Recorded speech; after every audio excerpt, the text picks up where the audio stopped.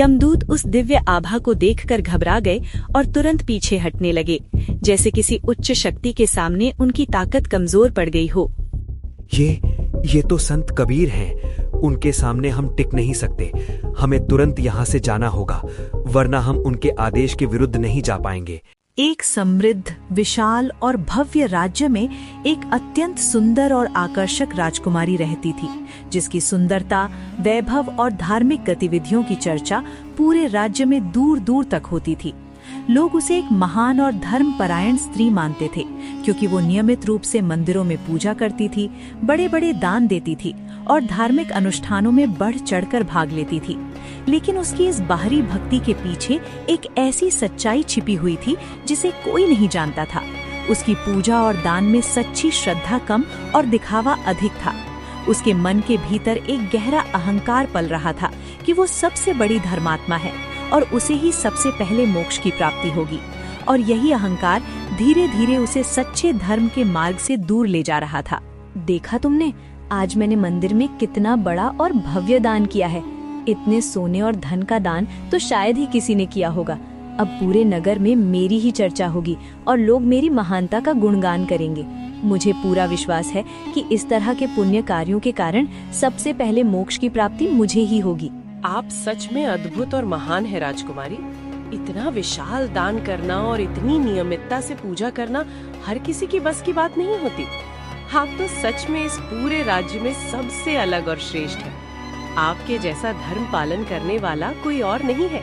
हाँ, क्योंकि मैं केवल पूजा पाठ तक ही सीमित नहीं रहती, बल्कि मैं सबसे अधिक दान भी करती हूँ और यही बात मुझे बाकी सभी लोगों से अलग और श्रेष्ठ बनाती है। मेरे जैसे पुण्य कर्म करने वाला इस राज्य में शायद ही कोई होगा। लेकिन राजकुमारी, क्या केवल दान देना और पूजा करना ही मोक्ष पाने के लिए पर्याप्त होता है? क्या ये जरूरी नहीं कि मन के भीतर सच्ची श्रद्धा, विनम्रता और निष्कपट भावना भी हो?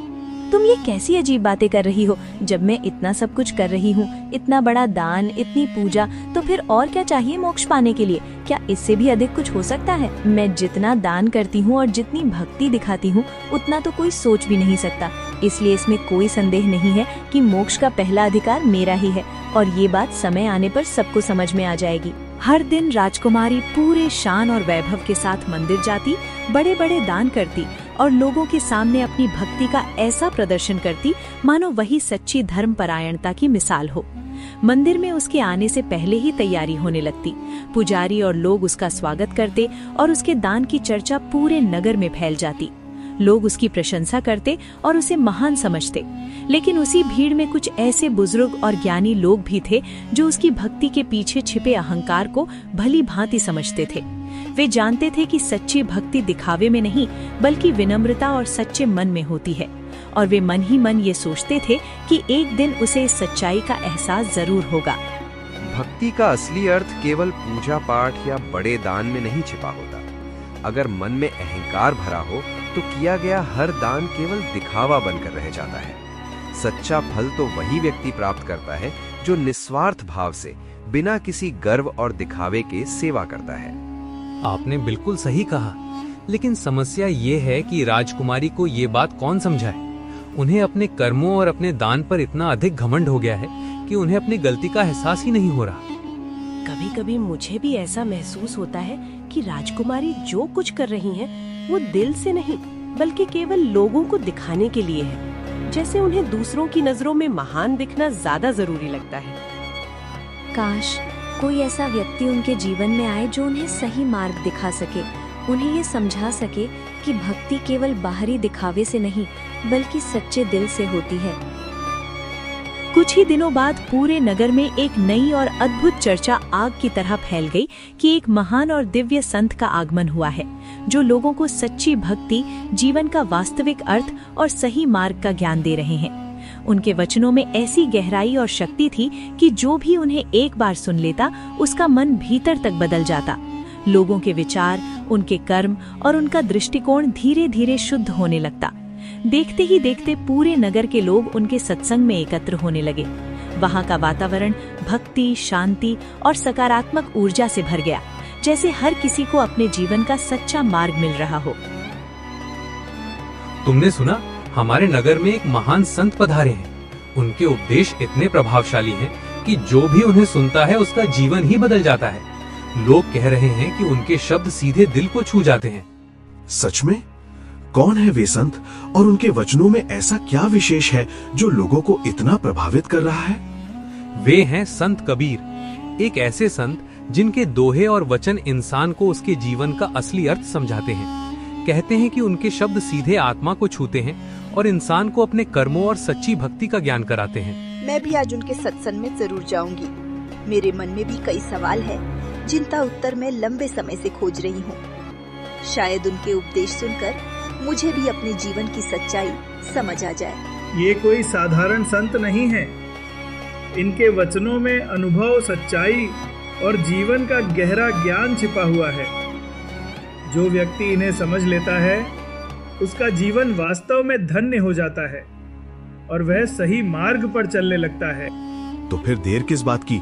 चलो हम सब भी उनके सत्संग में चलते हैं, उनके उपदेश सुनते हैं और अपने जीवन को बेहतर बनाने का प्रयास करते हैं। उसी समय राजकुमारी अपने भव्य और सजे धजे मंदिर में पूरी श्रद्धा के साथ पूजा पाठ और दान दक्षिणा में व्यस्त थी। चारों ओर दीपक जल रहे थे, सुगंधित धूप की खुशबू वातावरण में फैल रही थी और बड़ी संख्या में लोग वहां एकत्र होकर उसकी भक्ति को निहार रहे थे। हर कोई उसकी उदारता और धार्मिक कार्यों की प्रशंसा कर रहा था। लेकिन उसी बीच दूर कहीं से आती हुई एक मधुर और शांत स्वर की ध्वनि धीरे धीरे हवा के साथ बहती हुई मंदिर तक पहुंचने लगी। वो आवाज इतनी शांत और प्रभावशाली थी मानो किसी के हृदय को भीतर तक छू रही हो। ये संत कबीर के सत्संग की ध्वनि थी जो अनजाने में ही वहां उपस्थित सभी लोगों के मन को आकर्षित करने लगी। आज की ये पूजा सच में बहुत विशेष और भव्य है। मैंने इतने बड़े स्तर पर दान और आयोजन किया है कि पूरे नगर में इसकी चर्चा होगी। लोग वर्षों तक इस दिन को याद रखेंगे और मेरी भक्ति की सराहना करेंगे। सच में राजकुमारी, आपकी भक्ति और उदारता देखकर हर कोई प्रभावित हो जाता है। आप जितना दान और पूजा करती हैं, उतना कोई और कर ही नहीं सकता। आप इस पूरे राज्य में सबसे महान और धर्मपरायण हैं। राजकुमारी, जरा ध्यान दीजिए, ये कैसी मधुर और शांत आवाज यहाँ तक आ रही है। ऐसा लग रहा है जैसे कहीं पास में कोई सत्संग हो रहा हो जिसमें बहुत गहरी और सच्ची बातें कही जा रही हैं। लगता है नगर में कोई संत आए हैं और लोगों को उपदेश दे रहे हैं। लेकिन इससे क्या फर्क पड़ता है? मैं जो कुछ कर रही हूँ, ये पूजा, ये दान, यही सबसे श्रेष्ठ और सबसे बड़ा धर्म है। फिर भी राजकुमारी, कभी कभी किसी संत के वचन सुन लेने से हमें कुछ नया और सच्चा सीखने को मिल सकता है। शायद हमें भी वहाँ जाकर सुनना चाहिए। देखेंगे, अभी मेरी पूजा पूरी होने दो। ये सब कार्य अधिक महत्वपूर्ण हैं। बाकी बातें बाद में भी हो सकती हैं। पूजा समाप्त करके राजकुमारी धीरे धीरे मंदिर से बाहर निकली। उसके साथ उसके सेवक और सहेलियां भी थीं। सभी लोग महल की ओर लौटने लगी, लेकिन रास्ते में वातावरण कुछ अलग सा महसूस होने लगा। हवा में एक अनोखी शांति और मधुरता घुली हुई थी, जैसे किसी अदृश्य शक्ति ने पूरे वातावरण को शांत और पवित्र बना दिया हो। दूर से किसी के वचनों की स्पष्ट और प्रभावशाली आवाज सुनाई दे रही थी। हर शब्द ऐसा लग रहा था जैसे सीधे हृदय को छू रहा हो और मन के भीतर कोई गहरी हलचल पैदा कर रहा हो। राजकुमारी अनजाने में ही रुक गई और उसका ध्यान पूरी तरह उसी दिशा में खिंच गया जहाँ से ये आवाज आ रही थी। ये कैसी आवाज है? इतने मधुर और गहरे शब्द मैंने पहले कभी नहीं सुने। ऐसा लग रहा है जैसे कोई साधारण बातें नहीं, बल्कि जीवन की कोई सच्चाई कही जा रही हो जो सीधे मन के भीतर उतर रही है।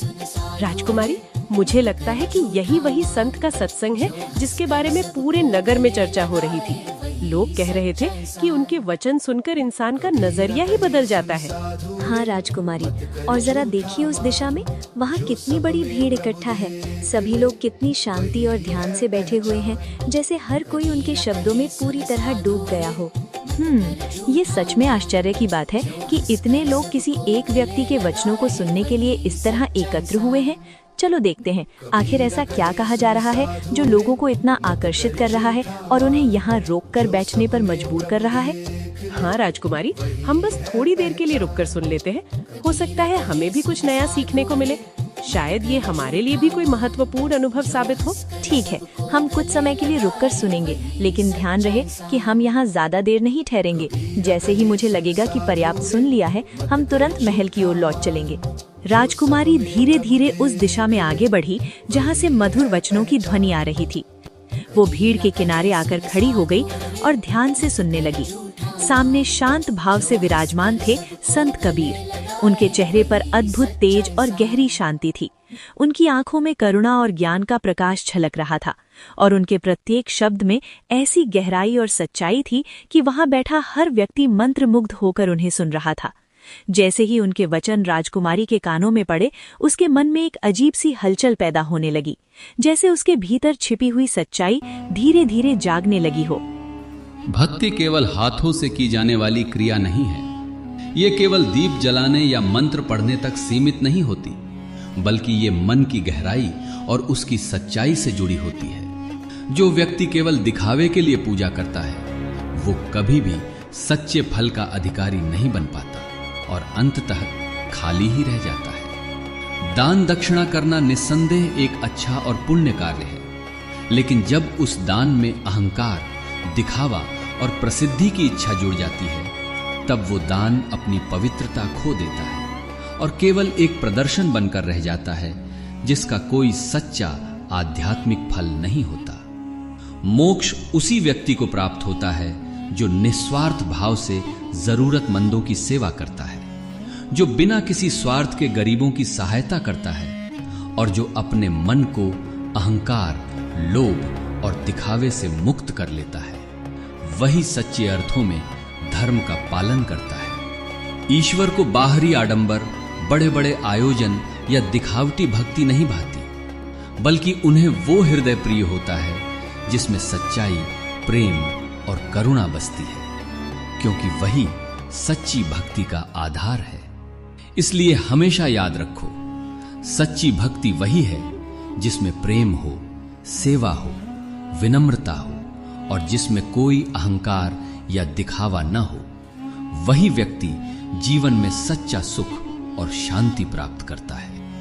संत के वचन जैसे ही राजकुमारी के कानों में पड़े, उसके मन के भीतर एक तीव्र हलचल पैदा होने लगी। जिन बातों पर उसे अब तक गर्व और अभिमान था, वही बातें अब उसके अहंकार को भीतर से चोट पहुंचाने लगी। उसका शांत चेहरा धीरे धीरे बदलने लगा और उसकी आंखों में असहजता के साथ साथ क्रोध की झलक दिखाई देने लगी। उसे ऐसा महसूस होने लगा जैसे संत के प्रत्येक शब्द सीधे उसी पर प्रहार कर रहे हों, जैसे उसके भीतर छिपे हुए अहंकार को सामने लाया जा रहा हो और ये भावना उसके अंदर गुस्से और अस्वीकार का रूप लेने लगी। ये संत आखिर कहना क्या चाहते हैं? क्या वे ये संकेत दे रहे हैं कि मेरी पूजा और मेरा दान केवल दिखावा है? मैंने जितना धर्म कार्य किया है, जितना दान दिया है, उतना तो इस पूरे राज्य में कोई सोच भी नहीं सकता। फिर भी वे ऐसे वचन कैसे कह सकते हैं? राजकुमारी, कृपया शांत हो जाइए। शायद उनका उद्देश्य किसी एक व्यक्ति को लक्ष्य बनाना नहीं है। वे तो सामान्य रूप से सभी लोगों को सच्ची भक्ति का अर्थ समझाने की कोशिश कर रहे हैं। हो सकता है हम इसे गलत समझ रहे हो। नहीं, ये केवल सामान्य बातें नहीं है। मुझे स्पष्ट महसूस हो रहा है कि उनके शब्द सीधे मेरे ही कार्यों पर सवाल उठा रहे हैं, जैसे मैं गलत हूँ, जबकि मैं ही सबसे अधिक पूजा पाठ करती हूँ और सबसे बड़ा दान देती हूँ।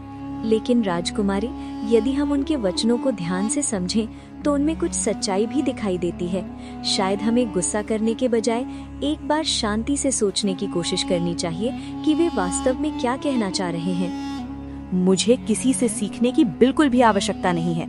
मैं भली भांति जानती हूँ कि सच्ची भक्ति क्या होती है और धर्म का पालन कैसे किया जाता है। मुझे किसी संत के उपदेश की जरूरत नहीं है जो मुझे ये बताए। इतना दान, इतनी पूजा और इतने बड़े धार्मिक कार्य करने के बाद अगर मुझे मोक्ष नहीं मिलेगा, तो फिर इस संसार में किसी को भी मोक्ष मिलने का अधिकार नहीं है। ये बात मैं पूरे विश्वास के साथ कह सकती हूँ। राजकुमारी का गुस्सा अब अपने चरम पर पहुँच चुका था। उसके भीतर का अहंकार उसे शांत नहीं रहने दे रहा था।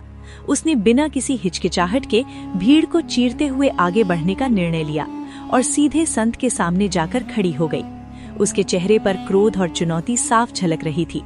आसपास खड़े लोग ये दृश्य देखकर हैरान रह गए, क्योंकि आज तक किसी ने भी इतनी हिम्मत नहीं दिखाई थी कि वो एक महान संत के सामने इस प्रकार सवाल खड़ा करे।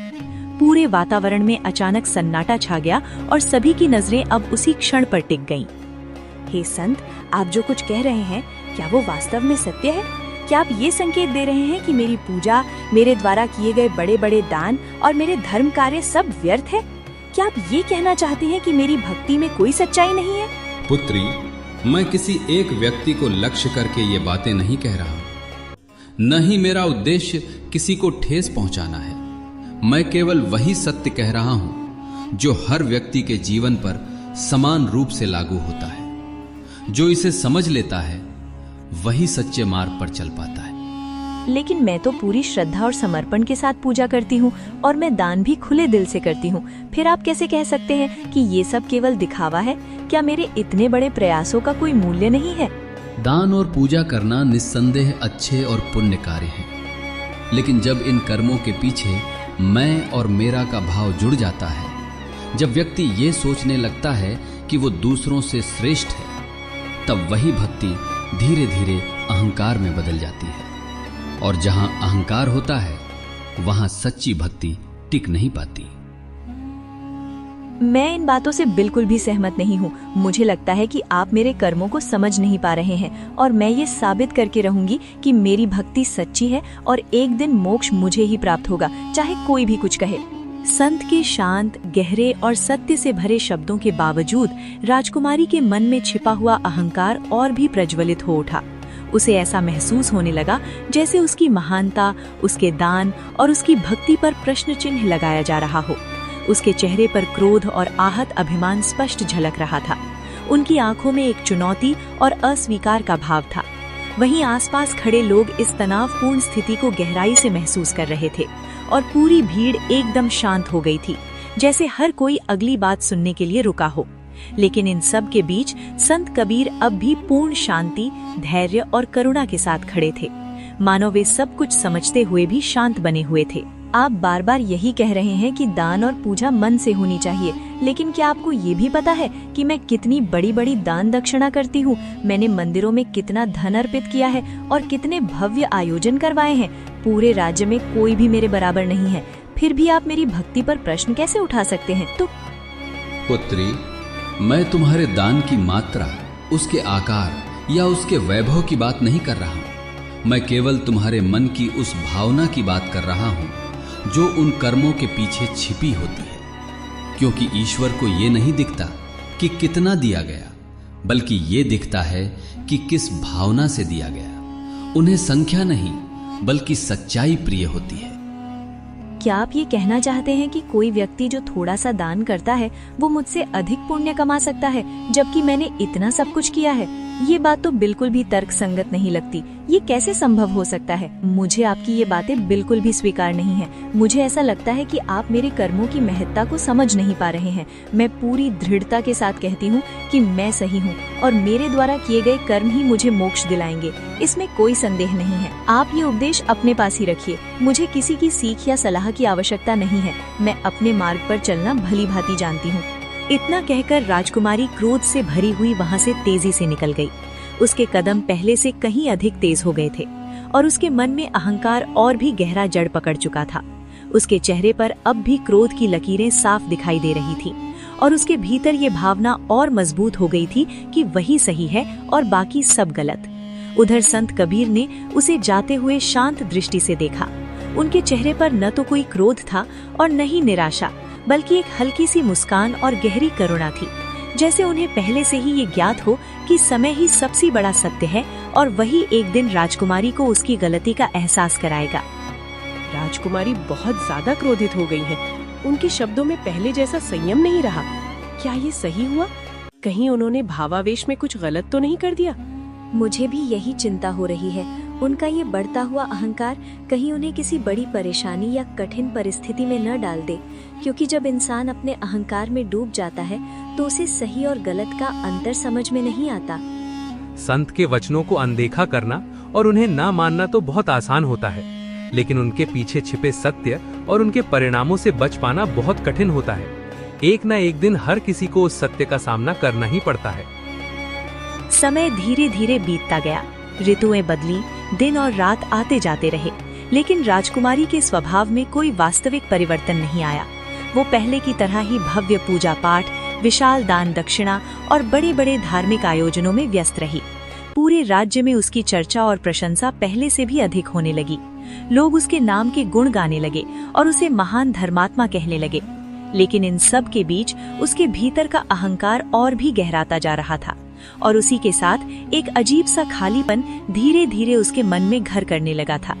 एक ऐसी बेचैनी जिसे वो समझ नहीं पा रही थी, मानो सब कुछ होते हुए भी उसके भीतर कुछ अधूरा रह गया हो। देखा तुमने, आज मैंने फिर एक बहुत बड़ा और भव्य दान किया है, इतना कि पूरे नगर में अब केवल मेरी ही चर्चा हो रही है। हर कोई मेरी उदारता और मेरी भक्ति की सराहना कर रहा है। अब तो इसमें कोई भी संदेह नहीं रह गया कि मैं इस राज्य की सबसे बड़ी धर्मात्मा हूँ। सच में राजकुमारी, आपकी बराबरी कोई नहीं कर सकता। लोग हर जगह आपके नाम के गुण गा रहे हैं। आपकी भक्ति और आपके दान की चर्चा दूर दूर तक फैल चुकी है। आप सच में सबसे अलग और महान हैं। लेकिन राजकुमारी, क्या आपको कभी ऐसे महसूस नहीं होता कि इन सब के बावजूद आपके मन को वो सच्ची शांति नहीं मिल रही जिसकी आप उम्मीद करती हैं? जैसे कुछ है जो अभी भी अधूरा है। तुम फिर से वही बातें शुरू कर रही हो। ये कैसे हो सकता है कि मुझे शांति ना मिले जब मैं इतना सब कुछ कर रही हूँ, पूजा, दान, धर्म, फिर भी अगर शांति ना मिले तो इसका क्या अर्थ हुआ? मैं केवल इतना कहना चाहती हूँ कि शायद सच्ची भक्ति केवल इन बाहरी कर्मों तक सीमित नहीं होती। शायद उसमें कुछ और भी होता है, कुछ ऐसा जो भीतर से महसूस किया जाता है, जो मन को वास्तव में संतोष और शांति देता है। मुझे किसी और चीज की आवश्यकता नहीं है। मेरे द्वारा किए गए कर्म ही मेरे लिए पर्याप्त हैं। यही मेरे धर्म का प्रमाण है और यही मुझे मेरे लक्ष्य तक पहुंचाने के लिए काफी है। बाहर से सब कुछ पहले जैसा ही भव्य और आकर्षक दिखाई दे रहा था। महल की चमक दमक, मंदिरों में होने वाले बड़े बड़े आयोजन, दान दक्षिणा और लोगों की निरंतर प्रशंसा। लेकिन इन सब के पीछे भीतर ही भीतर राजकुमारी के मन में एक अनजाना खालीपन धीरे धीरे गहराता जा रहा था। ये ऐसा खालीपन था जिसे वो चाहकर भी समझ नहीं पा रही थी। रातों को उसकी नींद कम होने लगी थी। वो बार बार करवटें बदलती और बेचैनी महसूस करती। कभी कभी उसे ऐसा लगता जैसे कोई अदृश्य आवाज उसे भीतर से पुकार रही हो, जैसे कोई सत्य उसे जगाने की कोशिश कर रहा हो। लेकिन हर बार वो उस आवाज को अनदेखा कर देती और अपने अहंकार के खोल में खुद को फिर से बंद कर लेती, मानो वो सच्चाई का सामना करने से डर रही हो। पता नहीं क्यों आजकल मेरा मन बिल्कुल भी शांत नहीं रहता। सब कुछ होने के बावजूद, हर सुख और सुविधा होने के बाद भी ऐसा लगता है जैसे मेरे भीतर कोई कमी रह गई हो, जैसे कुछ ऐसा है जो मुझे मिल नहीं पा रहा। शायद आपको थोड़ा विश्राम करना चाहिए राजकुमारी। आप इन दिनों बहुत अधिक सोच रही हैं और खुद को थका रही हैं। कभी कभी अधिक सोचने से भी मन अशांत हो जाता है। नहीं, ये सिर्फ थकान या सोचने की बात नहीं है, ये कुछ और है। एक अजीब सी भावना है जिसे मैं शब्दों में भी नहीं समझा पा रही, लेकिन ये बेचैनी मुझे अंदर से परेशान कर रही है। एक दिन अचानक राजकुमारी की तबीयत इतनी खराब हो गई कि पूरा महल चिंता और भय से भर उठा। उसका शरीर धीरे धीरे कमजोर पड़ने लगा। उसकी आंखों की चमक फीकी हो गई और वो बिस्तर से उठने तक में असमर्थ हो गई। जो राजकुमारी कभी ऊर्जा और आत्मविश्वास से भरी रहती थी, वो अब एकदम निढाल और शांत पड़ी थी। ये दृश्य देखकर पूरे महल में हड़कंप मच गया। सेवक इधर उधर भागने लगे, हर कोई परेशान और भयभीत था। राजा अपनी बेटी की इस हालत को देखकर अंदर से टूट गए और तुरंत राज्य के सबसे बड़े वैद्य, विद्वान और ऋषि मुनियों को बुलवाया गया। लेकिन कई प्रयासों के बावजूद किसी को भी उसकी बीमारी का वास्तविक कारण समझ नहीं आ रहा था। मानो ये कोई साधारण शारीरिक रोग नहीं, बल्कि कुछ और ही गहरी समस्या हो। मेरी बेटी को आखिर ये क्या हो गया है? जो राजकुमारी कुछ दिन पहले तक पूरी तरह स्वस्थ और प्रसन्न थी, वो अचानक इतनी कमजोर और असहाय कैसे हो गई? कोई तो मुझे इसका कारण बताए, कोई तो इसका उपाय बताए। महाराज, हमने पूरी सावधानी और ध्यान से उनकी जांच की है। उनके शरीर की हर स्थिति को समझने का प्रयास किया है, लेकिन ये कोई साधारण बीमारी प्रतीत नहीं होती। इसके पीछे कोई ऐसा कारण हो सकता है जो केवल शारीरिक नहीं बल्कि कुछ और गहरा है। राजन, मुझे ऐसा प्रतीत होता है कि ये रोग शरीर का कम और मन का अधिक है। जैसे उनके भीतर कोई गहरी अशांति, कोई अनकही पीड़ा या कोई दबा हुआ सत्य उन्हें भीतर से कमजोर कर रहा हो और वही धीरे धीरे उनके शरीर पर भी प्रभाव डाल रहा है। तो फिर इसका उपचार क्या है? आप सभी इतने विद्वान और अनुभवी हैं, क्या आपके पास कोई ऐसा उपाय नहीं है जिससे मेरी बेटी फिर से पहले जैसी स्वस्थ हो सके? मैं उसके लिए कुछ भी करने को तैयार हूँ। महाराज, हमने हर संभव औषधि और उपचार का प्रयास किया है। जो हमारे ज्ञान में था वो सब किया है, लेकिन अब तक कोई विशेष प्रभाव दिखाई नहीं दे रहा। ऐसा लगता है कि इस रोग का समाधान केवल औषधियों से संभव नहीं है। राजकुमारी दिन ब दिन और अधिक कमजोर होती जा रही है। उनकी हालत देखकर दिल कांप उठता है। अगर जल्द ही कुछ नहीं किया गया तो न जाने क्या हो जाएगा। दिन धीरे धीरे बीतते गए और हर बीतते दिन के साथ राजकुमारी की हालत और भी अधिक बिगड़ती चली गई। अब वो इतनी कमजोर हो चुकी थी कि ठीक से बोल भी नहीं पाती थी। उसकी आवाज धीमी और कांपती हुई हो गई थी। उसकी आंखों में गहरा डर और बेचैनी साफ झलक रही थी, जैसे वो किसी ऐसे अनदेखे और अनजाने भय से घिरी हुई हो जिसे वो खुद भी समझ नहीं पा रही थी। उसका चेहरा पीला पड़ चुका था और उसकी सांसें भी कभी कभी तेज और असामान्य हो जाती थी। पूरा महल अब शोक और चिंता में डूब चुका था। हर कोने में सन्नाटा और दुख का माहौल था। सेवक, सैनिक और परिवार के लोग सभी उसकी सलामती के लिए प्रार्थना कर रहे थे, लेकिन समय जैसे किसी कठिन परीक्षा की ओर बढ़ रहा था। मुझे बहुत अजीब सा महसूस हो रहा है, जैसे कोई अदृश्य शक्ति मुझे भीतर से खींच रही हो, जैसे मेरा मन और शरीर अलग अलग हो रहे हों। मैं बहुत डर रही हूँ। मुझे समझ नहीं आ रहा कि मेरे साथ क्या हो रहा है। डरो मत मेरी बेटी, मैं यही हूँ, तुम्हारे पास हूँ और तुम्हें कुछ भी नहीं होने दूंगा। तुम अकेली नहीं हो, मैं हर पल तुम्हारे साथ खड़ा हूँ और हर संभव प्रयास करूंगा कि तुम फिर से पहले जैसी स्वस्थ हो जाओ। तुम बस हिम्मत बनाए रखो। हे भगवान, हमारी राजकुमारी को इस कष्ट से मुक्त कर दो। हमसे उनकी ये पीड़ा और कमजोरी देखी नहीं जा रही। कृपा करके उन्हें जल्द से जल्द स्वस्थ कर दो। महाराज, आज की रात अत्यंत महत्वपूर्ण और निर्णायक हो सकती है। जो भी कारण उनके इस कष्ट के पीछे है, वो आज अपने चरम पर पहुंच सकता है। इसीलिए हमें पूरी सतर्कता और सावधानी के साथ इस रात का सामना करना होगा। मैं अपनी बेटी को किसी भी हालत में कुछ नहीं होने दूंगा, चाहे मुझे इसके लिए कोई भी कठिनाई उठानी पड़े, कोई भी बलिदान देना पड़े।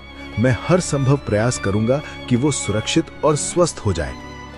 रात का गहरा सन्नाटा पूरे महल पर छा चुका था।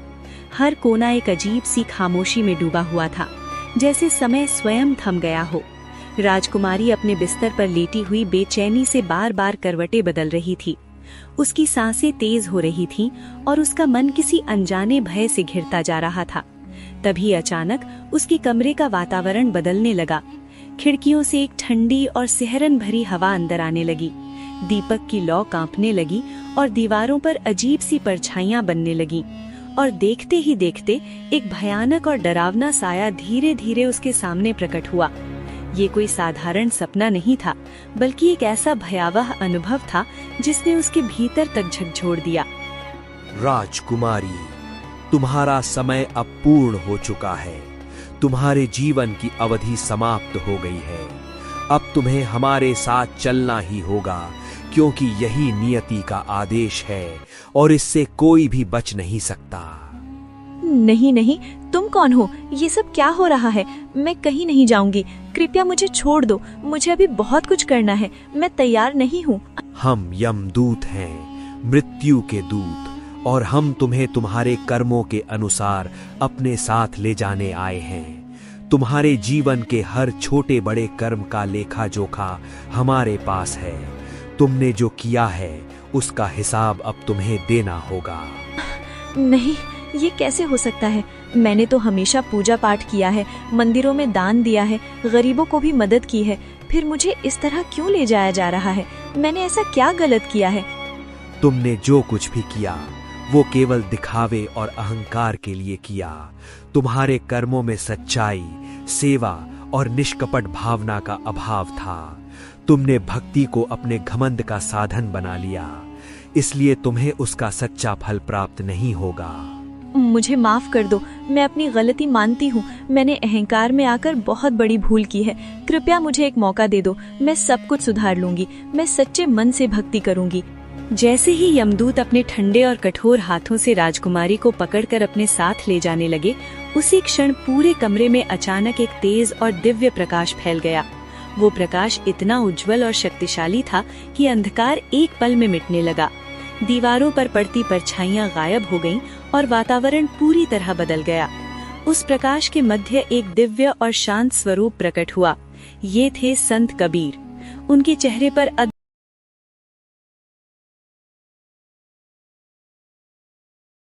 मुझे भी यही चिंता हो रही है। उनका ये बढ़ता हुआ अहंकार कहीं उन्हें किसी बड़ी परेशानी या कठिन परिस्थिति में न डाल दे, क्योंकि जब इंसान अपने अहंकार में डूब जाता है तो उसे सही और गलत का अंतर समझ में नहीं आता। संत के वचनों को अनदेखा करना और उन्हें ना मानना तो बहुत आसान होता है, लेकिन उनके पीछे छिपे सत्य और उनके परिणामों से बच पाना बहुत कठिन होता है। एक न एक दिन हर किसी को उस सत्य का सामना करना ही पड़ता है। समय धीरे धीरे बीतता गया। ऋतुएं बदली, दिन और रात आते जाते रहे, लेकिन राजकुमारी के स्वभाव में कोई वास्तविक परिवर्तन नहीं आया। वो पहले की तरह ही भव्य पूजा पाठ, विशाल दान दक्षिणा और बड़े बड़े धार्मिक आयोजनों में व्यस्त रही। पूरे राज्य में उसकी चर्चा और प्रशंसा पहले से भी अधिक होने लगी। लोग उसके नाम के गुण गाने लगे और उसे महान धर्मात्मा कहने लगे। लेकिन इन सब के बीच उसके भीतर का अहंकार और भी गहराता जा रहा था, और उसी के साथ एक अजीब सा खालीपन धीरे धीरे उसके मन में घर करने लगा था। एक ऐसी बेचैनी जिसे वो समझ नहीं पा रही थी, मानो सब कुछ होते हुए भी उसके भीतर कुछ अधूरा रह गया हो। देखा तुमने, आज मैंने फिर एक बहुत बड़ा और भव्य दान किया है, इतना कि पूरे नगर में अब केवल मेरी ही चर्चा हो रही है। हर कोई मेरी उदारता और मेरी भक्ति की सराहना कर रहा है। अब तो इसमें कोई भी संदेह नहीं रह गया कि मैं इस राज्य की सबसे बड़ी धर्मात्मा हूँ। सच में राजकुमारी, आपकी बराबरी कोई नहीं कर सकता। लोग हर जगह आपके नाम के गुण गा रहे हैं। आपकी भक्ति और आपके दान की चर्चा दूर दूर तक फैल चुकी है।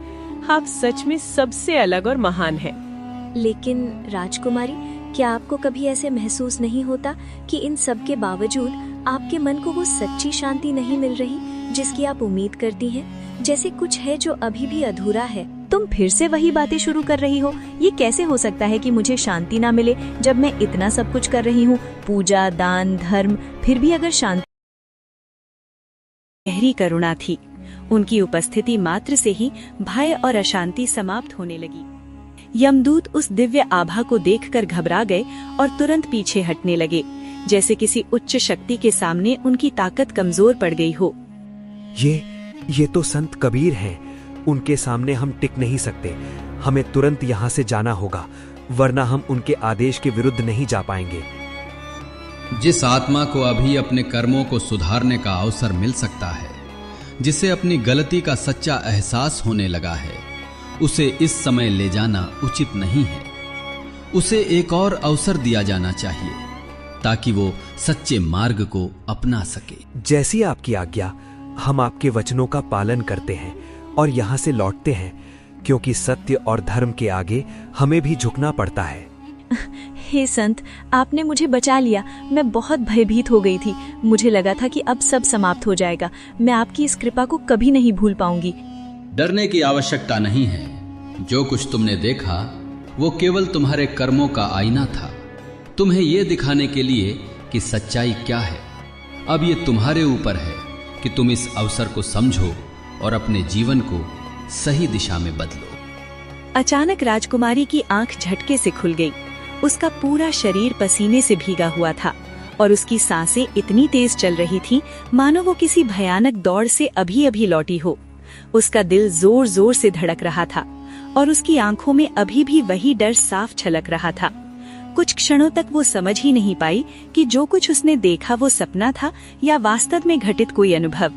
लेकिन उस भय की अनुभूति इतनी गहरी थी कि वो उसे हकीकत जैसा ही लग रहा था। उसी के साथ उसके मन में पहली बार अपने कर्मों को लेकर सच्चा पश्चाताप जाग उठा और उसे संत कबीर के वो शब्द याद आने लगे जो उसने पहले अनसुने कर दिए थे। ये आखिर क्या था? क्या सच में यमदूत मुझे लेने आए थे? और फिर अचानक वो तेज प्रकाश और संत, क्या उन्होंने सच में मुझे बचाया? ये सब इतना वास्तविक क्यों लग रहा है? मैं कितनी बड़ी भूल में जी रही थी। मुझे लगता था कि मैं सबसे बड़ी धर्मात्मा हूँ, लेकिन सच्चाई ये है कि मैंने जो भी किया वो केवल दिखावे और अपने अहंकार के लिए किया। मैंने कभी भी सच्चे मन से सेवा या भक्ति नहीं की।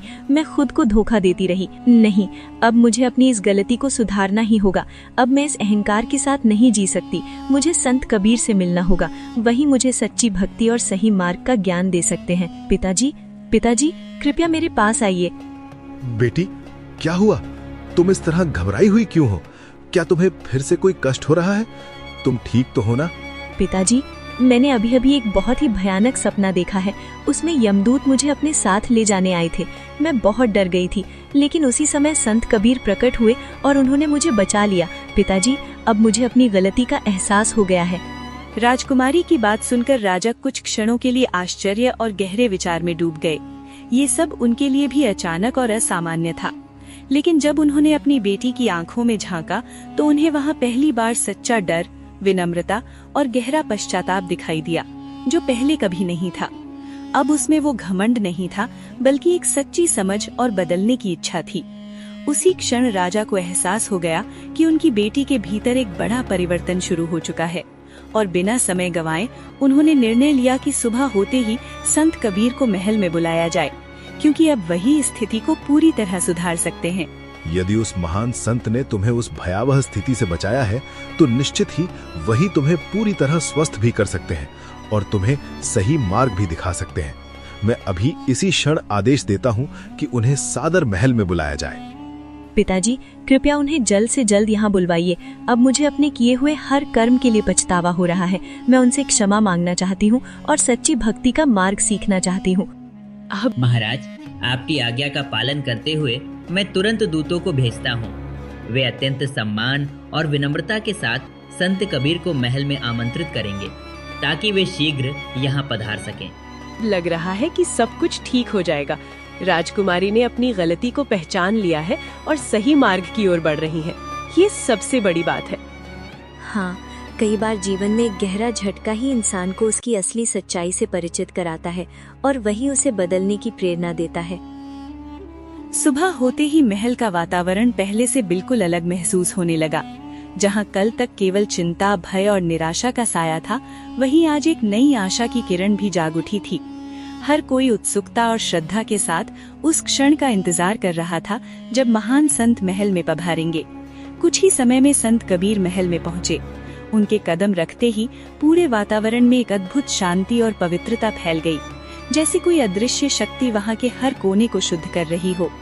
राजा सहित सभी लोग विनम्रता से उनका स्वागत करने लगे और राजकुमारी अपने बिस्तर से ही उन्हें देखने के लिए व्याकुल और भावुक हो उठी।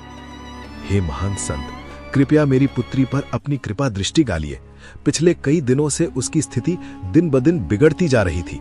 हम सब असहाय हो चुके थे, लेकिन अब हमें पूर्ण विश्वास है कि आपकी शरण में ही उसकी रक्षा और उपचार संभव है। हे संत, कृपया मुझे क्षमा कर दीजिए। मैंने आपके वचनों को समझे बिना ही उन्हें गलत ठहराया। मैं अपने अहंकार में इतनी डूब गई थी कि मुझे सत्य दिखाई ही नहीं दिया। आज मुझे अपनी गलती का गहरा पछतावा हो रहा है। मैं स्वीकार करती हूँ कि मैंने जो भी पूजा और दान किया वो सब केवल दिखावे और अपने गर्व के लिए था। मैंने कभी भी सच्चे मन से किसी जरूरतमंद की सेवा नहीं की। मैं अपने कर्मों के लिए लज्जित हूँ।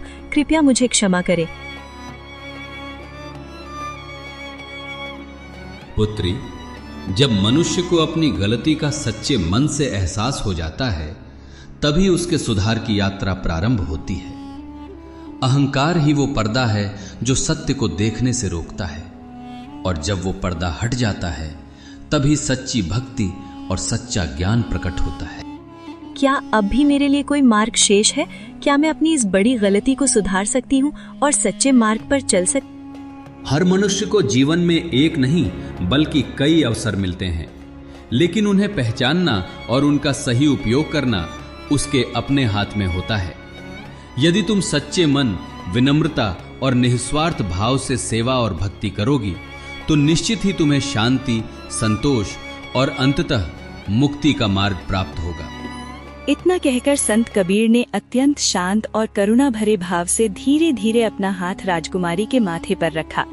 जैसे ही उनका पवित्र स्पर्श उसके माथे को छूता है, उसी क्षण एक अद्भुत और दिव्य परिवर्तन होने लगता है।